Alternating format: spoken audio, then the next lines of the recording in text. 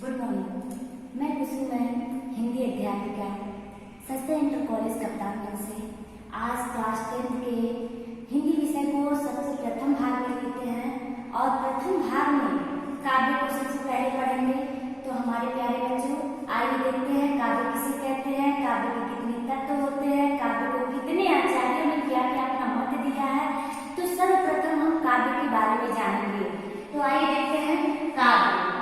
काव्य उस छंदोबद्ध साहित्यिक रचना को कहते हैं जो श्रोता या पाठक के मन में भावात्मक आनंद की सृष्टि करती है, उसे ही हम काव्य कहते हैं। क्या कहते हैं? काव्य उस छंदोबद्ध एवं लयात्मक साहित्यिक रचना को कहते हैं जो श्रोता या पाठक के मन में भावात्मक आनंद की सृष्टि करती है, उसे हम क्या काव्य कहते हैं।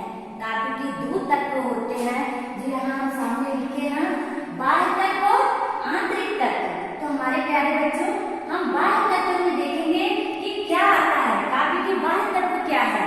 तो शब्दों के लय, तुक, छंद, शब्दों की योजना, भाषा एवं अलंकार, ये सारे बाह्य तत्वों में आते हैं। दूसरा है आंतरिक तत्व। आंतरिक तत्व में हम देखते हैं कि क्या क्या आते हैं। तो आंतरिक तत्व क्या आते हैं? व्यापकता, कल्पनाशीलता, रसात्मकता, सौंदर्य, भाव का प्रकटीकरण। ये हमारे प्यारे बच्चों, ये सारे चीज होते हैं। व्यापकता, कल्पनाशीलता, रसात्मकता, सौंदर्य बोध, भाव का प्रकटीकरण, ये आंतरिक तत्व आते हैं। काव्य के दो तत्व हम जाने, बाह्य तत्व और आंतरिक तत्व। तो इस प्रकार से हम लोग काव्य के आंतरिक और बाह्य तत्वों को जान लिए। अब आइए हम लोग चलते हैं आचार्यों के, अनेक आचार्यों के काव्य का परिभाषा क्या क्या दिए हैं। तो अनेक आचार्यों के मतों के अनुसार हम लोग काव्य की परिभाषा को देखेंगे अगले वीडियो में। भाग 2 पे आते हैं। प्रथम भाग में हमने काव्य और काव्य के तत्व को पढ़े थे। दूसरे भाग में हम लोग देखेंगे अनेक आचार्यों के मत को। तो आइए देखते हैं काव्य की परिभाषा आचार्यों के मतानुसार। तो प्रथम में हम लेते हैं आचार्य भामा के अनुसार, यानी काव्य को आचार्य भामा के अनुसार काव्य की परिभाषा को हम देखते हैं। तो शब्दार्थों सहितो काव्यम, शब्दार्थों सहितो काव्यम अर्थात शब्द और अर्थ से युक्त रचना ही काव्य है। तो आचार्य भामा ने अपनी परिभाषा में कहा शब्दार्थों सहितो काव्यम अर्थात शब्द और अर्थ से युक्त रचना ही काव्य है। तो इस प्रकार से हम भामा के विचार को देखें। अब आते हैं आचार्य भरत मुनि के अनुसार काव्य की परिभाषा को देखते हैं। भरत मुनि काव्य की परिभाषा दिए, नाट्य शास्त्र में काव्य प्रयोजन में लोकहित या लोक मंगल को विशेष महत्व दिया जाता है, इसी को काव्य कहते हैं। इन्होंने कहा भरत मुनि कि नाट्य शास्त्र चाहे लोकगीत, लोक मंगल ही काव्य, इन्होंने कहा।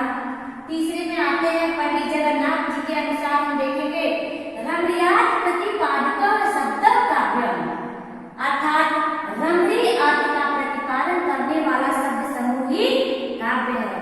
तो आचार्य जगन्नाथ पंडित के अनुसार हम देखते हैं रमणीयार्थ प्रतिपादक शब्द काव्य अर्थात रमणी अर्थ का प्रतिपादन करने वाला शब्द समूह ही काव्य है। तो इस प्रकार बच्चों हम 3 आचार्यों के मत को जाने हैं। अब आइए आगे देखते हैं आचार्य दंडी के अनुसार। दंडी के अनुसार है शरीर काव्यदिष्टार्थ वैचिन्ना पदावली अर्थात इष्ट अर्थ से युक्त पदावली तो काव्य का शरीर मात्र है, आत्मा नहीं है। काव्य की आत्मा तो अलंकार है। उनके अनुसार, दंडी के अनुसार काव्य की आत्मा अलंकार है, यानी काव्य को उन्होंने अलंकार की आत्मा माना है। तो आइए आगे चलते हैं आचार्य विश्वनाथ जी के अनुसार। आचार्य विश्वनाथ जी ने अपने काव्य की परिभाषा में कहा वाक्य प्रसात्मक काव्य अर्थात संपूर्ण वाक्य ही काव्य है। तो हमारे प्यारे बच्चों, हम लोगों ने 5 आचार्यों के अनुसार काव्य की परिभाषा को देखे हैं। अब अगले वीडियो में हम लोग क्या करेंगे, काव्य के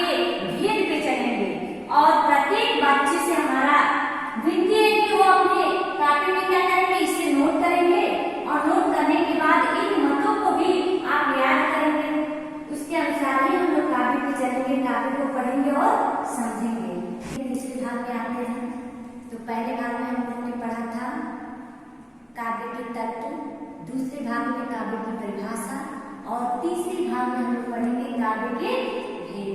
तुम्हारे प्यारे बच्चों, आइए तीसरे भाग में हम आते हैं काव्य के भेद पर। काव्य के दो भेद होते हैं। तो कौन कौन से भेद होते हैं? दो भेद होते हैं। भेद आपके सामने लिखे हुए हैं। आइए हम लिख के समझाते हैं। काव्य की परिभाषा तो हम लोग देख लिए हैं। भेद इसके श्रव्य, पहला है श्रव्य और दूसरा है दृश्य काव्य। तो श्रव्य काव्य में क्या होता है कि जो चीज हम लोग कानों से सुनते हैं उसे श्रव्य काव्य में लाते हैं, और दृश्य काव्य जो हम देख के अनुभूति प्राप्त करते हैं उसे हम दृश्य काव्य कहते हैं। तो आइए सबसे पहले हम श्रव्य काव्य के भाग को देखते हैं। श्रव्य काव्य को भी दो भागों में किया गया है, प्रबंध काव्य, मुक्तक काव्य। ये भी श्रव्य काव्य के दो भाग किए गए, जो है पहला प्रबंध काव्य और दूसरा है मुक्तक काव्य। तो प्रबंध काव्य को भी तीन भागों में भाग किया गया है। तो प्रबंध काव्य को भी देख लेते हैं, एक एक करके फिर समझा जाएगा। आइए, प्रबंध काव्य को तीन भागों में किया गया। तो इसका पहला है महाकाव्य, खंड काव्य और आख्यानक गीतिका। तो इस प्रकार से प्रबंध काव्य भी तीन भागों में विभाजित किया है, जिसमें महाकाव्य में क्या क्या आते हैं? रामचरितमानस, सांकेत, प्रिय प्रवास, रामायण, उर्वशी, लोकायतन। तो इस प्रकार की रचनाएं जो है वो महाकाव्य होती हैं। खंड काव्य में देखते हैं, जो खंड काव्य में नहुष, सुदामाचरित, पथिक, गंगावतरण, हल्दीघाटी और पंचवटी, इस प्रकार की रचनाएं जो होती हैं वो खंड काव्य कहते हैं। आख्यानक गीतिका आती है, इसमें देखिए रंग में भंग, विकट भट्ट और झांसी की रानी। तो इस प्रकार हमारे प्यारे बच्चों, हम पुनः उसे छोड़ते, एक पार्ट को छोड़ते हैं इधर। अभी इस पे हम लोग चलेंगे श्रव्य काव्य, प्रबंध काव्य और प्रबंध काव्य के तीनों भाग पे हम लोग चलते हैं। तो आइए हम देखते हैं प्रबंध काव्य किसे कहते हैं। प्रबंध काव्य का मुख्य तत्व कथा से सुनिश्चित क्रम और उसकी भावपूर्ण वेदना है। कथा विषय किसी महान चरित्र का हो सकता है और लघु चरित्र नायक का भी हो सकता है। इसी प्रकार कथा विषय संपूर्ण जीवन क्रम का हो सकता है और जीवन के किसी एक विशिष्ट भाग का भी हो सकता है। इस प्रकार हमारे प्यारे बच्चे, ये प्रबंध काव्य कहते हैं कि इसमें एक, फिर से पुनः सुन लीजिए कि इसमें जो होता है किसी नायक के संपूर्ण भाग का भी वर्णना की जा सकती है और उसके जीवन के किसी विशेष भाग की भी व्याख्या की जाती है, जिसे हम क्या कहते हैं? प्रबंध काव्य कहते हैं। अब प्रबंध काव्य में जो होते हैं वो तीन आते हैं, जिसमें से महाकाव्य और खंड काव्य और आख्यानक गीतिका है। तो आइए हम एक एक करके सभी पे चलते हैं। प्रबंध काव्य में पहला देखते हैं महाकाव्य। महाकाव्य प्राचीन आचार्यों के अनुसार महाकाव्य में इसकी जीवन का व्यापक रूप में चित्रण होता है।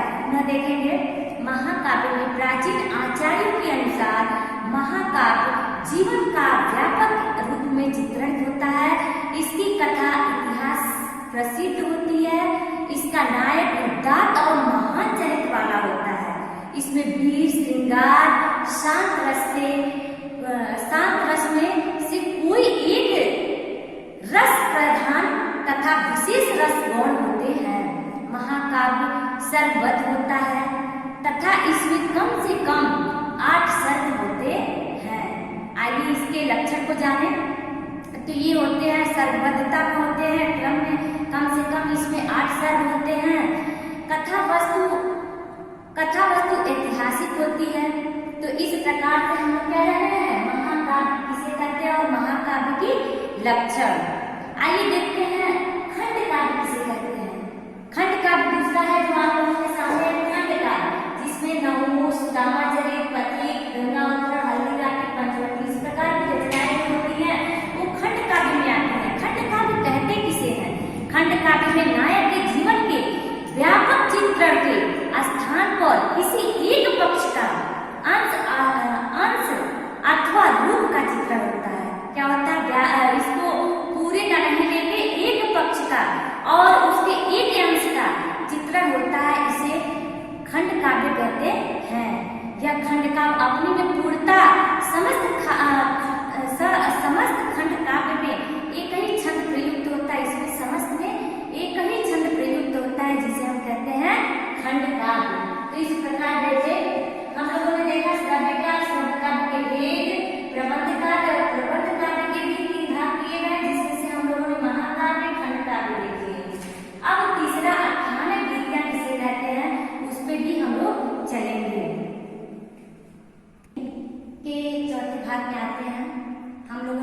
भाग में काव्य के तत्व, दूसरे भाग में काव्य की परिभाषा, तीसरे भाग में हम लोगों ने काव्य के भेद और परिभाषाओं को देखे। अब चौथे में आते हैं, तीसरे भाग में प्रबंध काव्य को देखें।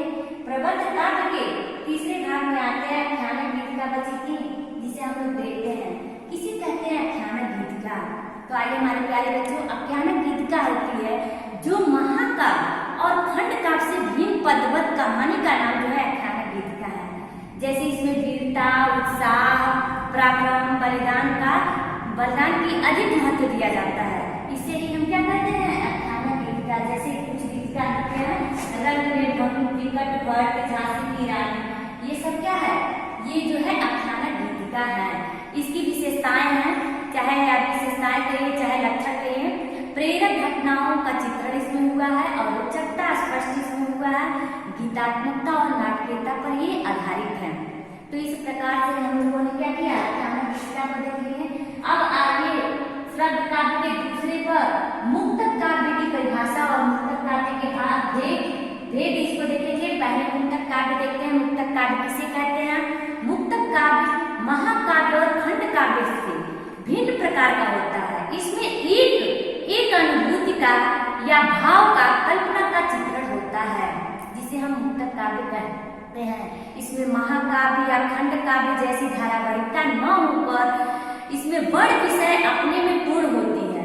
प्रत्येक छंद स्वतंत्र होते हैं, जैसे कबीर, बिहारी, रहम के दोहे, इस प्रकार का ये जो है मुक्तक काव्य में आते हैं। तो इस प्रकार से मुक्तक काव्य को भी दो भागों में किया गया है, जिसे पाठ्य मुक्तक और ये मुक्तक कहते हैं। इसे कहते हैं पाठ्य मुक्तक। पाठ्य मुक्तक में होते क्या है, किस चीज की वर्णन होती है, तो आइए किस चीज की प्रधानता होती है उसे हम जानेंगे।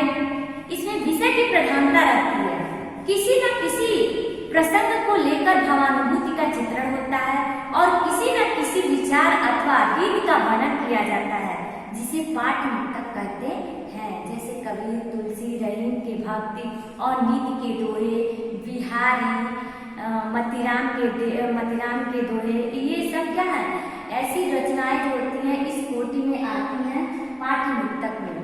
तो दूसरे पे आते हैं, इसमें रीति का वर्णन और भाव का वर्णन मिलता है। दूसरे में आते हैं गीय मुक्तक। गीय मुक्तक क्या है, गीय मुक्तक किसे कहते हैं, तो गीय मुक्तक में देखते हैं, इसमें जो होती है गीत या प्रगति काव्य भी कहते हैं। इसे गीत या प्रगति काव्य भी कहते हैं। यह अंग्रेजी की रिलिक या समानार्थी है। इसमें भाव प्रवाहता और अभिव्यक्ति, सौंदर्यमय कल्पना, संक्षिप्तता और संगीतात्मकता की प्रधानता होती है। तो गीय मुक्तक क्या होती है, यह एक गीत प्रगति काव्य है, जिसमें भाव प्रवणता, आत्मव्यक्ति, कल्पना, संगीतात्मकता, सौंदर्यमयी कल्पना का प्रधानता होती है। यह है गीय मुक्तक। तो इस प्रकार हमारे प्यारे बच्चों, काव्य के भेद, काव्य के एक पे हम लोग चले हैं। प्रबंध काव्य, मुक्तक काव्य और मुक्तक काव्य और प्रबंध काव्य के अलग अलग पार्टों पे चले हैं। तो आइए हम लोग क्या करते हैं, अब इसके पांचवें भाग में हम चलेंगे, काव्य के गुण और दोष। काव्य का गुण और दोष क्या है, इस प्रकार से हम क्या करेंगे, अगले पांचवें भाग में हम लोग काव्य के गुण और दोष को देखेंगे। चौथे भाग में हम लोग काव्य के भेद को देखेंगे। पांचवें भाग में हम देखेंगे काव्य के गुण और दोष। तो काव्य के गुण क्या है, गुण किसे कहते हैं, काव्य का गुण क्या है और दोष क्या है, इसके बारे में हम लोग जानेंगे। तो आइए हमारे प्यारे बच्चों, काव्य के गुण को हम जाने। सबसे पहले तो काव्य का गुण होता है श्रेष्ठता, दोष रहित होना, शोभायुक्त होना, अर्थात जो गुण काव्य की शोभा बढ़ाए वह काव्य गुण कहलाता है।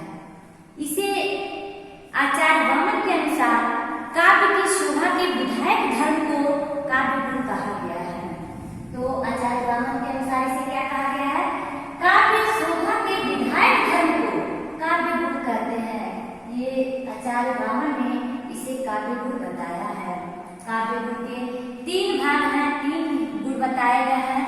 उसमें से पहला है माधुर्य गुण, दूसरा है ओज गुण और तीसरा है प्रसाद गुण। पुनः हम देखेंगे पहला है काव्य के 3 गुण में, पहला है माधुर्य गुण, दूसरा है ओज गुण और तीसरा है प्रसाद गुण। तो किसे कहते हैं माधुर्य गुण? आइए हम जाने माधुर्य गुण के बारे में। इस माधुर्य गुण में श्रृंगार, करुणा, शांत और शांत की विशेषताएं होती हैं, उसे हम माधुर्य गुण कहते हैं। जैसे उपयुक्त कुछ उदाहरण हम लेते हैं। कंकन किंकिन नुपुर धुन सुन, कहत लखन सन राम हृदय में। माधुर्य गुण के लिए टॉवर जो है उसे निषेध माना गया है। इस ध्वनि का प्रयोग नहीं करना होता है। तो अनुनासिक वर्णों का समावेश और समास रहित शब्दावली माधुर्य गुण की उत्पत्ति में सहायक होती है। तो इस प्रकार बच्चे हम लोग जाने कि माधुर्य गुण क्या है। अब आइए दूसरा देखते हैं ओज गुण। ओज गुण वो है, ओज गुण उत्साह, धैर्य, पराक्रम वाले वर्ड से ओज की उत्पत्ति होती है। क्या होती है? ओज से उत्पत्ति। ओज नाम से ही हमको एहसास हो जाता है कि उत्साह, धैर्य, पराक्रम ये सब चीजों का जहाँ पे वर्णन पाया जाता है वहाँ पे ओज गुण का प्रभाव रहता है। तो इस प्रकार से इसमें संयुक्त वर्णों की अधिकता तथा ट वर्गीय ध्वनियों का अधिक प्रयोग और समास बहुल शब्दावली का प्रयोग होता है। क्या होता है इसमें? इसमें ट वर्ण जो होती है इसकी ध्वनि मिलती है, इसमें ट ध्वनि की बहुलता होती है। उदाहरण के रूप में देखते हैं, थर थर कापत कुतुब शाह बोल कुंडा, हर हरी हवशी भूप भीरी मरकत है, राजा शिवराज के नगारन की धाक सुन, कीर्ति पात साहन की छाती धरकती है। तो इस प्रकार हमारे बच्चे देखे होंगे ट ध्वनियों का उच्चारण मिला है। तो आइए हम देखते हैं आगे तीनों के हम लोग माधुर्य गुण किसे कहते हैं, ओज गुण किसे कहते हैं, तीसरे को आते हैं प्रसाद गुण। तो प्रसाद गुण क्या है? जो गुण रस और काव्य रचना में सहृदय का चित्त तुरंत प्राप्त कर दे उसे प्रसाद गुण कहते हैं।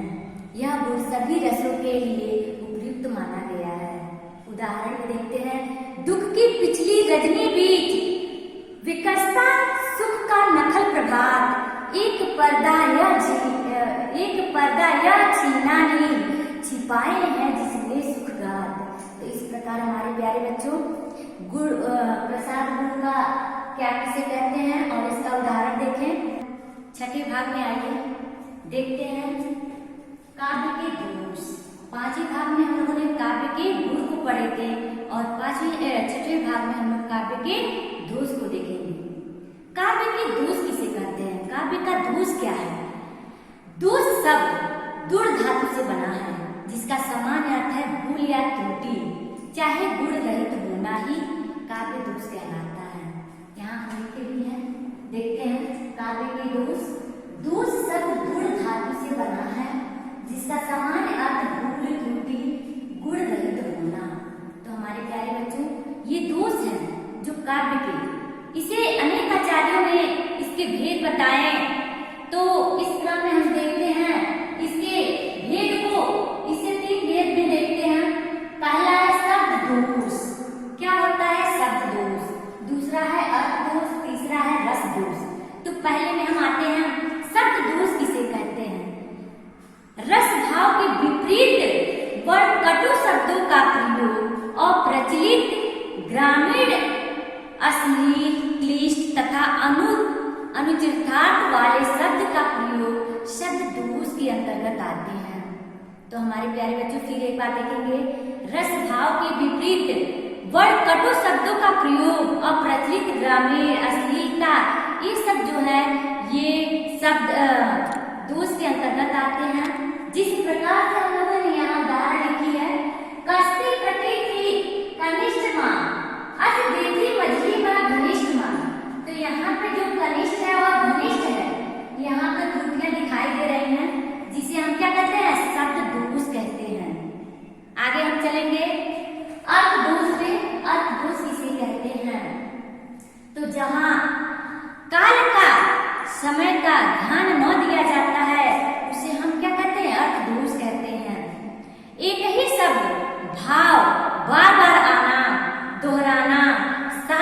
विरुद्ध कथन और लोक विरुद्ध कथन अर्थ दोष के अंतर्गत आते हैं। तो क्या क्या आते हैं बेटा, फिर देखते हैं। अर्थ दोष, काल का समय का ध्यान न रखना, एक ही शब्द बार बार दोहराना, शास्त्र विरुद्ध कथन, लोक विरुद्ध कथन अर्थ दोष के अंतर्गत आते हैं। तो हमारे प्यारे बच्चों, जिस प्रकार से उदाहरण रखे, पांडवों की प्रतिमा शक्ल है, अर्जुन भीम महामति देखो।